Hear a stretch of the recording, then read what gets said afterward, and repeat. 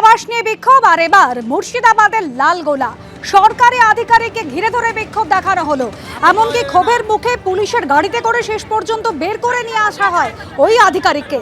গ্রামবাসীরা বলছেন আবাস তালিকায় নাম ছিল যোগ্য হিসেবে, কিন্তু পরে তালিকা থেকে নাম বাদ দেওয়া হয়েছে।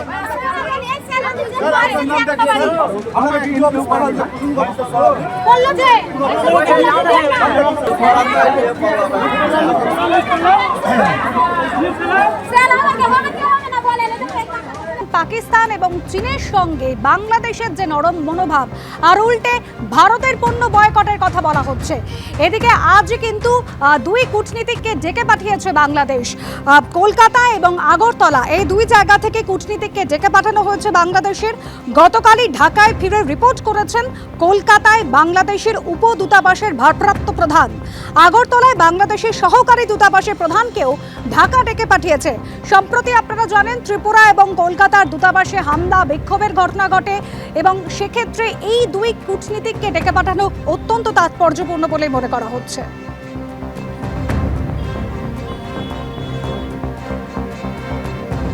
সরাসরি চলে যাবো ব্রিগেডিয়ার দাস এই মুহূর্তে রয়েছেন আমাদের সঙ্গে। ব্রিগেডিয়ার দাস, পাকিস্তান এবং চীনের ভূমিকা আমরা দেখেছি। সম্প্রতি বিএনপি নেত্রী দুবার পাকিস্তানের হাই কমিশনারের সঙ্গে দেখা করেছেন, বৈঠক করেছেন, চীনের সঙ্গেও কথা হয়েছে।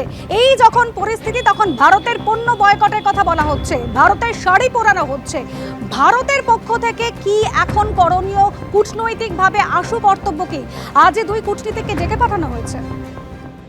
হ্যাঁ, আমি এক এক করে আপনার প্রশ্নগুলো জবাব দিচ্ছি। প্রথম কথা হচ্ছে যে কূটনৈতিককে ডেকে পাঠানো এটা একটা রুটিন ডিপ্লোম্যাটিক মেজার, এটা সব দেশ করে, এটা নিয়ে কোনো চিন্তার ব্যাপার নেই। এবার ভারতের কি কি করণীয় আছে?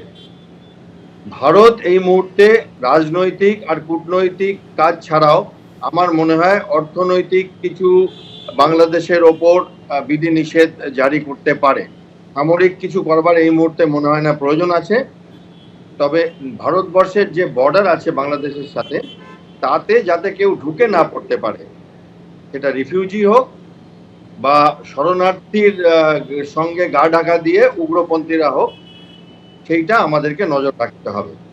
এবং চীনের সাথে যে এখন বাংলাদেশের সৌহার্দ্য সম্পর্কটা বেড়ে যাচ্ছে, সেটা চীন ঘোলা জলে মাছ ধরবার চেষ্টা করছে, এবং সেটাতে আমাদের থেকেও বেশি উদ্বিগ্ন হওয়ার কথা আমেরিকার।